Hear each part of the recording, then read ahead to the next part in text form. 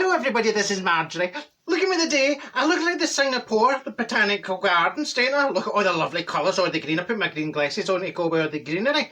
I think I look like George of the Jungle. Is that Tarzan? No, that's Tarzan. That's no George of the Jungle. Because George of the Jungle was in a jungle. He wasn't in a botanical garden. I should have thought about that. I should have thought that through before I said that. No, the botanical gardens is lovely, isn't it? All the flowers and all the greenery, all the plants. And what do you think this bit is here? I think this is the sky. I think this could be the sky or the blue. It's lovely, isn't it? Sheehan, link down below, by the way. Now, what an exciting day I had yesterday. Oh my God, I was interviewing. What happened was, right, my hairdresser Josh phones me and he says, Marjorie, I've got a dilemma, Marjorie, because I had signed up for a course and there's been a cancellation and I can go in the course now, Marjorie. And I says, oh, what's your course first, son? He says, it's a section and clips convection. I says, section and clips? Now, I thought that was the maternity. I thought that, you know, when you get the section, and is that on this, oh no, that's the, what do you call it, the stirrups. Is that the stirrups or this, anyway, you kind of know what I mean, but apparently they do that in the hair now. I don't know how they do it, but anyway, at this place on the course, and he says, the problem is, Marjorie, I'm going to be interviewing for the receptionist for the shop. I won't be there. Would you be able to do it? And I says, listen, son, as you know, I'm a people person. I get out there and I say, hello. My name's Marjorie. How do you do? I says, leave it to me. You go do your course. I says, who's going to cut the hair, son? Because I can't cut hair. He says, it's okay, Marjorie. I've got somebody from the agency to cut the hair. If you could just do the interviews. I says, right, son, leave it to me. So I was babysitting wee Pansy Potter at the time. I says, wee Pansy Potter, would you like to go to the hairdressing shop and help me with the receptionist? And she's like nodding her wee head. She's all excited, right? So I put her in this wee power suit. I put her in this wee two-piece suit and she got a wee blouse and I gave her wee pearls and wee rings. So she looked like a wee Marjorie. Oh, it was hysterical with matching outfits. So she's as happy as a chiropodist on the flare with a 4-cheese macaroni, right? So the two are sitting behind this coffee table, right? First up, Cindy. Now, Cindy walks in and I says, oh my God, hen, did you not have time to finish your hair before you came today? Well, she had her hair, the style, it's short at one side and it all comes down at the other. And she says, no, it's supposed to be like that. I says, oh, is it supposed to be like that? I says, oh, what's that called? Does that style have a name, hen, apart from stupid? She says, no, it's called I think she says a symptomatic haircut, or is it sympathetic? So I'm sure she said symptomatic. I says, oh, that's very good, hen. No heard of that before. Now, I says, I'm going to start off by asking you a question. What skills can you bring to being a receptionist at the hairdressing salon? And she says, oh, well, I'm very good at horse riding. And I says, oh, horse riding, that's very handy, hen. If anybody comes with their horses to get their hair cut, you could help to tie the horses up outside and feed the horses and ride the horses and play with the horses and talk to the horses like Dr. Dolittle. And she says, I'm also very good at calinetics.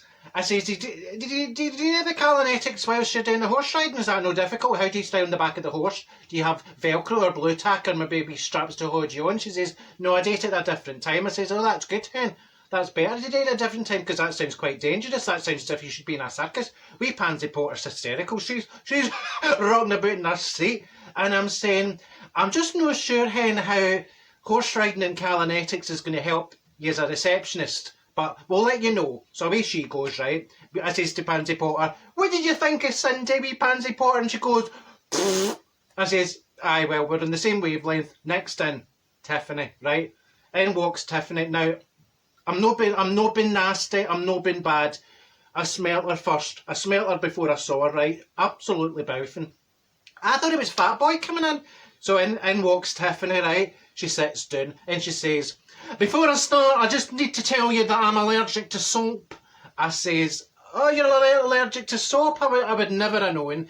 Pansy Potter's like that. She's having a wee attack. I mean, she's holding on to her pearls. The smell, it's that strong. And I says, now, customer service is very important in this job, Tiffany, in a clean and very pristine appearance. And she says, yes, now, You should have seen it. She looked as if she was actually popping out to the local shop to get some milk. She did not look as if she was dressed up for an interview. And I'm looking at Pansy Potter, and Pansy Potter's looking up at me as if to say, no, absolutely no. Now, she didn't have the right attitude. The lassie didn't smile. I says, you'll need to go and get folks' coats. She says, oh, I can't touch folks' coats because I'm allergic to soap and I don't know what washing detergent I've used. I says, right, well, let you know, Tiffany. So away Tiffany goes.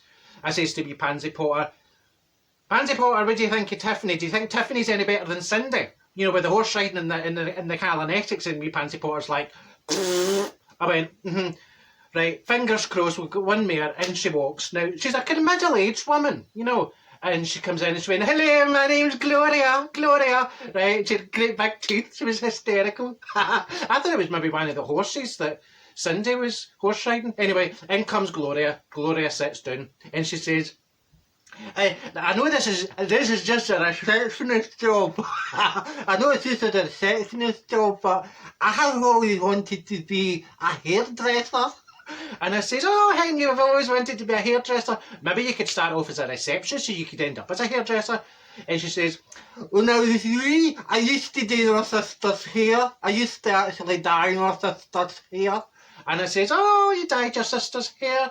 Oh, I says, what colour? She said, oh, I did it all colours. Oh, I did it all the time. I did the different colours and the different styles and the different cuts. And I says, oh, that's great, Hen. Are you sure you don't want to be a hairdresser? Because this is only a receptionist, Hen. You might not be happy. You might not be content just being the receptionist. She says, no, I need a job because I need the money because all the electricity prices have gone up. I says, oh, knock my teeth back up there. I says, right enough, Hen, that's a very good point. I says, right, so you've dyed your sister's hair for years. You know, how short, you know, when you say you used to cut her hair, how short, you know, well, the dyeing and everything, how short's her hair now? She says, it's very, very short. I says, aye, but like, describe it, Hen. How short is short? She says, she's bald.